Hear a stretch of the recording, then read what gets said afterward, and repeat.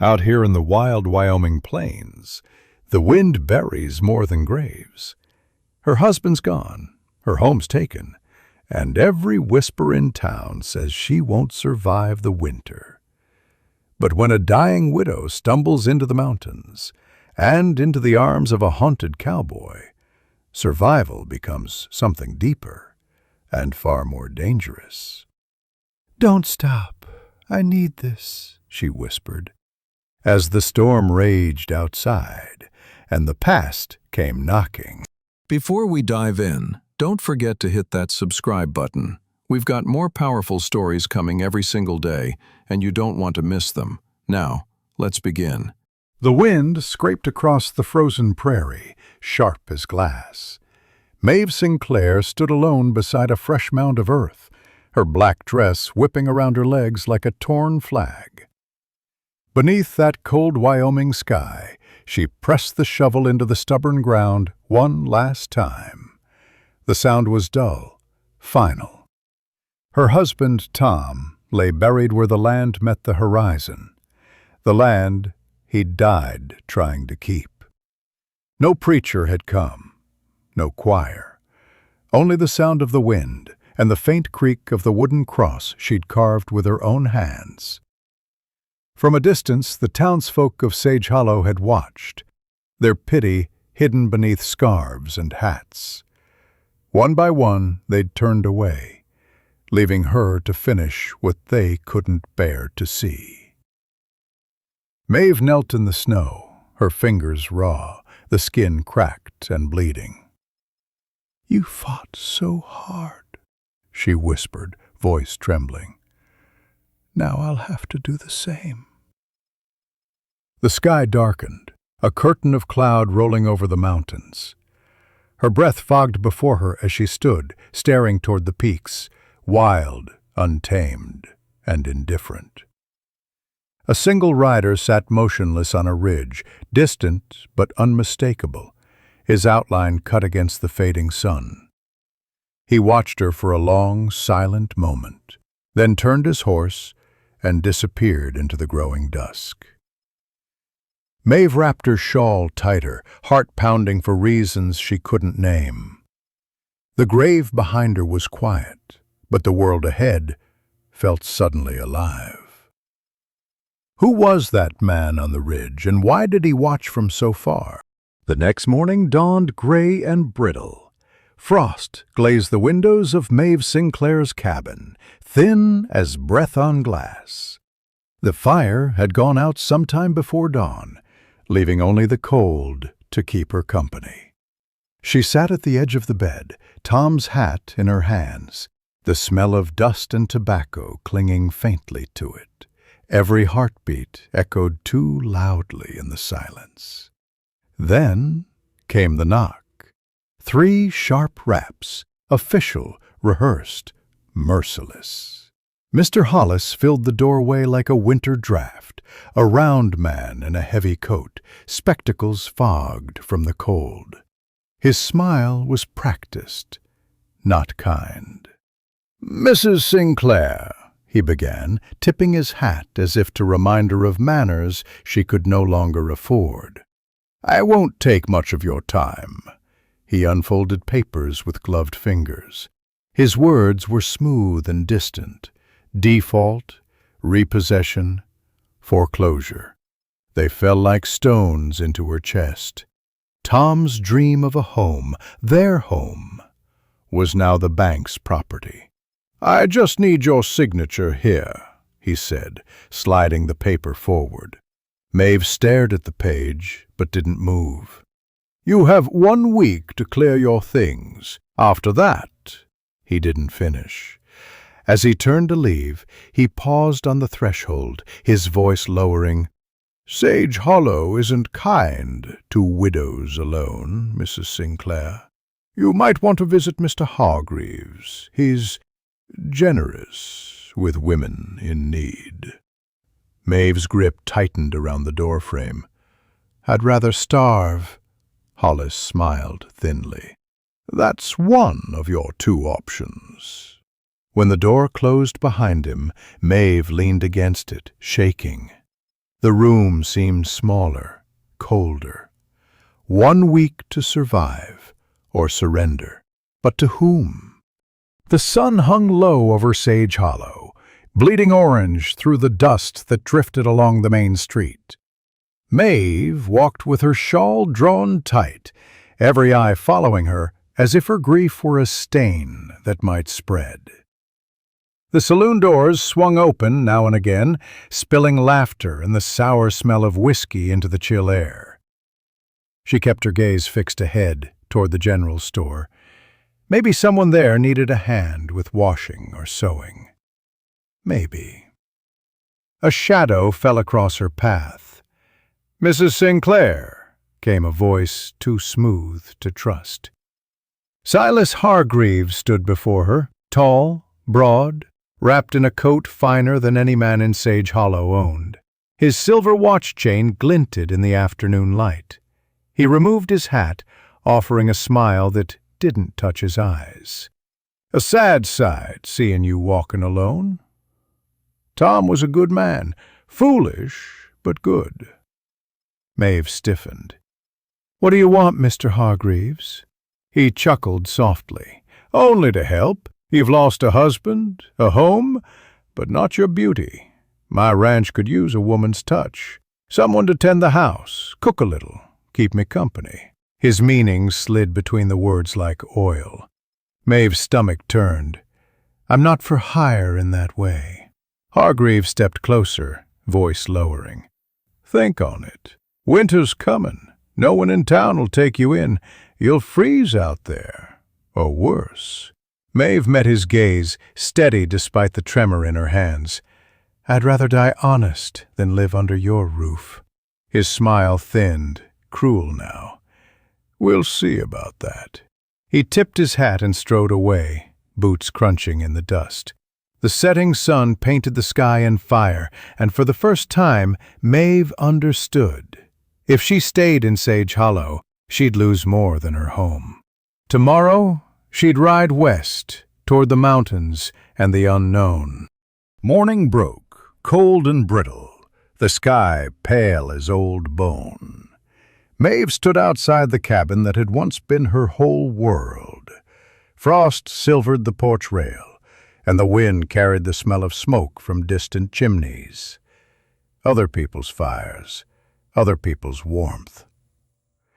Her own hearth was cold now, the last embers gone dark in the night. She loaded the saddlebag with what little she owned: a wool blanket, a tin cup, a pouch of dried beans, and Tom's revolver wrapped in cloth. Her hands lingered on the gun. She hated the weight of it, but the mountains didn't care for gentle souls. Honey, her chestnut mare, pawed at the snow, impatient. Mave ran a gloved hand along the mare's neck. "Just you and me now," she murmured. The sound of her voice startled her. It had been days since she'd spoken to anyone with kindness. Behind her, the Sinclair homestead stood silent, windows dark, roof sagging under frost. It already looked abandoned, as though it had never belonged to anyone. She turned away before the ache in her chest could grow heavier. The road west wound through the open prairie, a narrow trail disappearing into gray mist. With every step of Honey's hooves, Sage Hollow shrank behind her, until it was only a memory swallowed by distance. Mave didn't know what waited beyond those snow-capped peaks, but she knew what didn't: pity, whispers, or men like Silas Hargreaves. Whatever the mountains held, they couldn't be crueler than the world she was leaving behind. By the second day, the sky had turned the color of lead. The air grew heavier, colder, until even Honey's breath came in white bursts. Mave pulled her shawl tighter, but the wind sliced through wool and skin alike. The trail west vanished beneath gathering snow, the world dissolving into gray and white. She urged Honey onward, whispering encouragement through chattering teeth. "Just a little farther, girl. We'll find shelter soon." But there was nothing. No ridge, no cabin, only endless drifts swallowing the prairie. Her fingers stiffened around the reins. She could no longer feel them. The storm struck like a living thing. Snow came in waves, stinging her face, filling her mouth, her eyes. The wind howled, tearing at her hat, her shawl, her will. Honey stumbled, nearly falling. Mave slid from the saddle, leading the trembling mare by the bridle. Her legs sank knee-deep. Each step grew harder than the last. A strange calm settled over her. The cold dulled everything. Fear, pain, even thought. She fell once, then again, the snow soft beneath her, whispering for her to rest. Just a moment, she told herself. Just one. Then she saw it. A flicker of orange through the white, faint but real. Firelight. She tried to call out, but her voice broke in the wind. Staggering toward it, she felt her knees give way. The last thing she knew was the warmth on her face and the blurred outline of a man stepping out of the storm before darkness swallowed her whole. Somewhere beyond the blizzard, a stranger had found her. Warmth was the first thing she felt. Deep, bone-melting warmth. Then the faint crackle of fire. Mave's lashes fluttered open to dim light and the scent of smoke. She lay beneath a heavy fur blanket on a straw pallet. For a moment, she thought she'd died and gone somewhere kinder than the world she left behind. But then she saw him. A man sat near the hearth, broad-shouldered, his back to her. He moved with quiet precision, sharpening a knife whose steel caught the firelight. His coat was worn buckskin, his hair unkempt, his hands scarred. When he turned, his eyes met hers, pale blue, unreadable. "You're awake," he said, voice low, rough as gravel. "You nearly froze out there." Mave tried to sit, but her body protested. "My horse." "Safe, in the lean-to." He handed her a tin cup. "Drink." The broth was hot and rich, and it burned her throat in the best way. She studied him as she drank, the way he avoided her gaze, the old scar tracing his jaw, the silence that filled the cabin heavier than the snow outside. When he stood to tend the fire, she noticed a knife handle carved with the initials B.M. She frowned. "That's your name?" He paused before answering. "It was. Now it's just Jonah." Mave's heartbeat quickened. Whoever this man was, he carried a past heavy enough to bury. And she had just awakened in the middle of it. The storm did not break for days. Snow buried the cabin halfway up the windows, muting the world in white. Inside, time slowed to the rhythm of firewood crackling and wind pressing against the walls. Mave and Jonah moved around each other carefully, strangers sharing the same small breath of warmth. Jonah rose before dawn, pulling on his coat to check traps or fetch wood. He spoke little when he returned, shaking snow from his shoulders. Mave busied herself with what she could, sweeping the dirt floor, melting snow for water, mending a torn sleeve on his coat. They rarely met each other's eyes, yet each was acutely aware of the other's presence. At night, Jonah would sit near the hearth, carving small pieces of wood into shapes he never finished. The firelight threw lines across his face, softening him, almost human. Mave watched quietly from her pallet, wondering what grief drove a man to live this far from the world. Once she thanked him for saving her. He only nodded, gaze fixed on the flames. You'd have done the same, he said, though they both knew most people wouldn't. Days stretched into a quiet rhythm of survival. She began to sense the shape of kindness beneath his silence. Small things, like leaving the warmer blanket near her, or refilling her cup before his own. Outside, the storm howled. Inside, something unspoken waited between them, patient as the thaw. The silence wasn't emptiness anymore. It was beginning to breathe. The storm had finally begun to ease. That night, the cabin was a world of flickering shadows and low flame. Mave sat by the fire, sewing a torn sleeve, while Jonah cleaned his rifle with the same careful rhythm he gave to everything. For a long while, only the pop of the fire spoke between them. "Why here?" she asked softly. "All this land, and you choose the loneliest corner of it." Jonah didn't answer at first. He set the rifle aside, stared into the flames. "Because the mountains don't ask questions," he said at last. "Don't care what you've done." Mave hesitated. "And what did you do?" He drew a breath, heavy as stone. "Once I drew a gun for money. Fast hands, no mercy. Thought I was untouchable, until one bullet found the wrong heart." His eyes lifted to hers, pale and hollow. "A child. I never meant it. I put the gun down that day and came here to disappear." The fire snapped, throwing light across his face, not a killer's now, but a man haunted by his own shadow. Mave felt tears prick her eyes, not from fear, but from something like understanding. Jonah rose, turning away. "You should leave come spring. Men looking for me won't care who they hurt."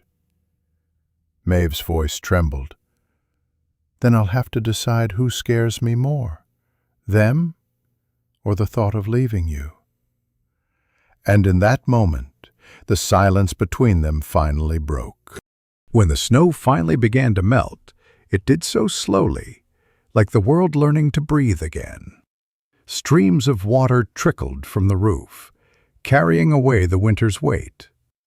The air turned soft, touched with the scent of pine and damp earth. Mave stepped outside one morning and felt sunlight on her face for the first time in weeks.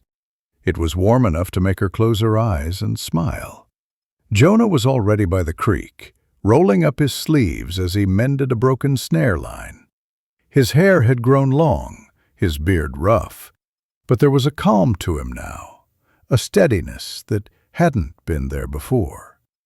Mave joined him, kneeling to wash clothes in the cold water.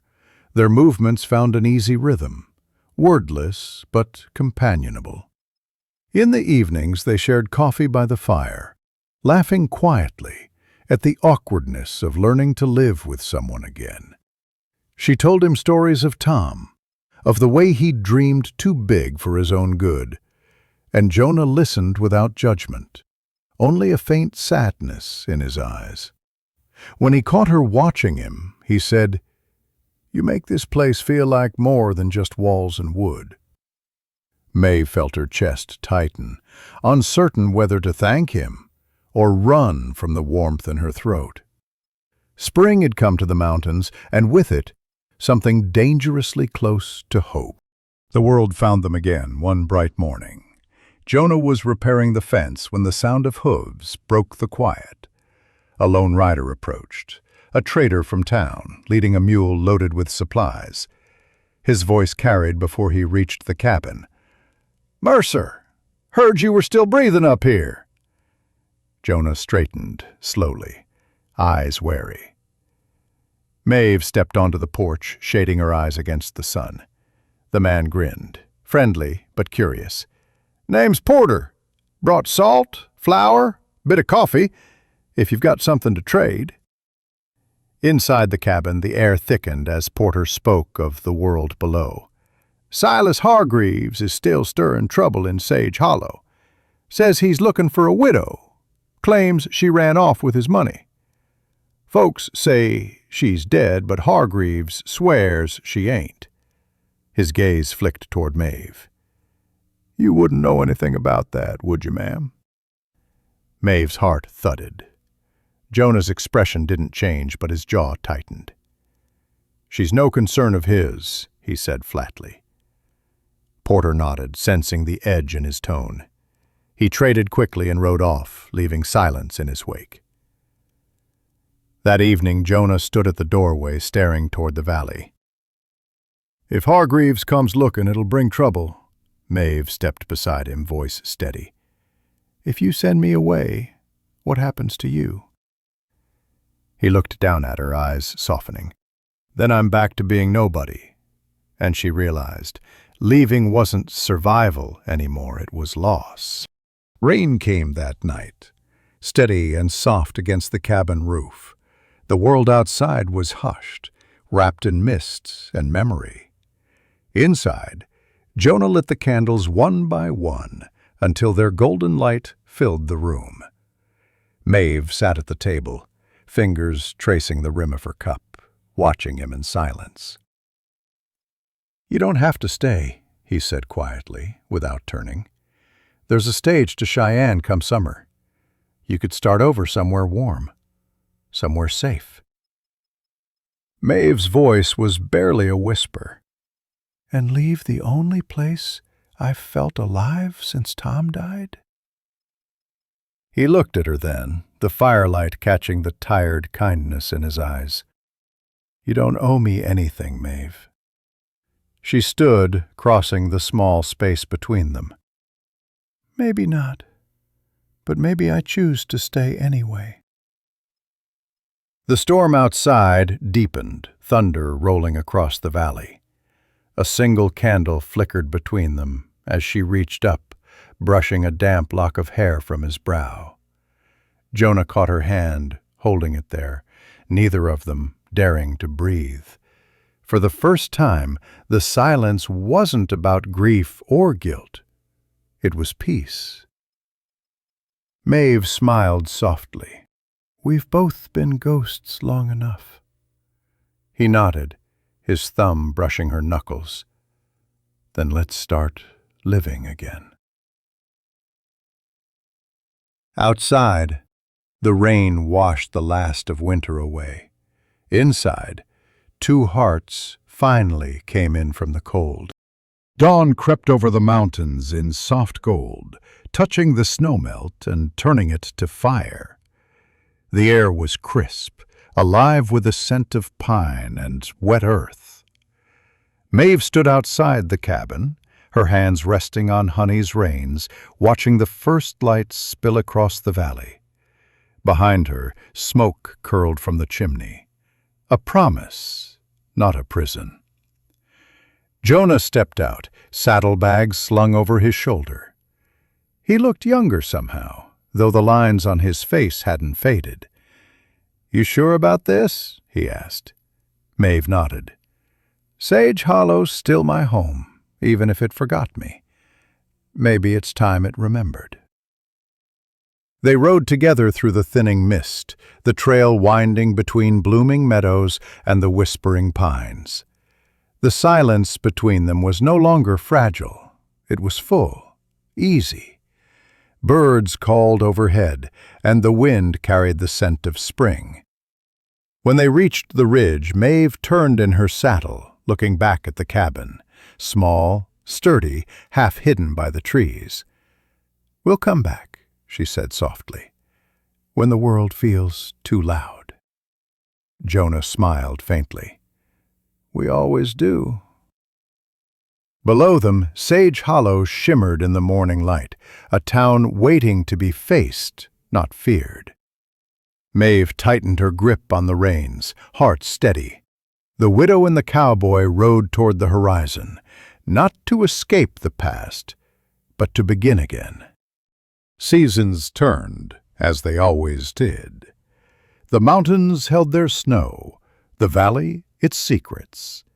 In Sage Hollow, Whispers faded, replaced by quiet respect for the widow who came back and the man who never raised his voice but carried peace in his eyes.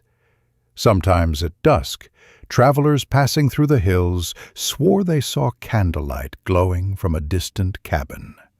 Two shadows moving inside, laughter soft beneath the wind. The world had taken everything from them once. Now, together, they had found where the light stays. Thank you for watching till the end. Don't forget to subscribe for more stories like this. We'll be dropping brand new powerful stories every single day. See you on the next one.